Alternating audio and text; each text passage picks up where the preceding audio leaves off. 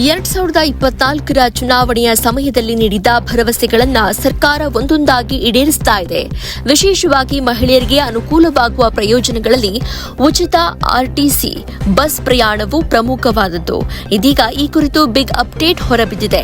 ಹೌದು, ಆಂಧ್ರದಲ್ಲಿ ಚಂದ್ರಬಾಬು ನಾಯ್ಡು ಮತ್ತು ಪವನ್ ಕಲ್ಯಾಣ್ ನೇತೃತ್ವದ ಸಮ್ಮಿಶ್ರ ಸರ್ಕಾರ ಅಧಿಕಾರಕ್ಕೆ ಬಂದು 1 ವರ್ಷ ಕಳೆದರೂ ಉಚಿತ ಬಸ್ ಪ್ರಯಾಣ ಯೋಜನೆಯ ಅನುಷ್ಠಾನದ ಬಗ್ಗೆ ಅಪ್ಡೇಟ್ ನೀಡಿಲ್ಲ.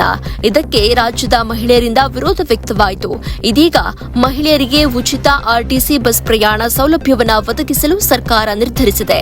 ಆಗಸ್ಟ್ 15ರಿಂದ ಮಹಿಳೆಯರಿಗೆ ಉಚಿತ ಬಸ್ ಪ್ರಯಾಣ ಯೋಜನೆಯನ್ನ ಪ್ರಾರಂಭಿಸಲು ಆಂಧ್ರ ಸರ್ಕಾರ ನಿರ್ಧರಿಸಿದೆ. ಆದರೆ ಮಹಿಳೆಯರಿಗೆ ಉಚಿತ ಟಿಕೆಟ್ ಪ್ರಯಾಣವು ಜಿಲ್ಲಾ ಮಿತಿಯೊಳಗೆ ಮಾತ್ರ ಅನ್ವಯಿಸುತ್ತೆ ಅಂತ ಸಿಎಂ ಚಂದ್ರಬಾಬು ನಾಯ್ಡು ಸ್ಪಷ್ಟಪಡಿಸಿದ್ದಾರೆ. ಯಾವುದೇ ಜಿಲ್ಲೆಯ ಮಹಿಳೆಯರು ಆ ಜಿಲ್ಲೆಯಲ್ಲಿ ಮಾತ್ರ ಉಚಿತವಾಗಿ ಪ್ರಯಾಣಿಸಲು ಅವಕಾಶವಿರುತ್ತೆ.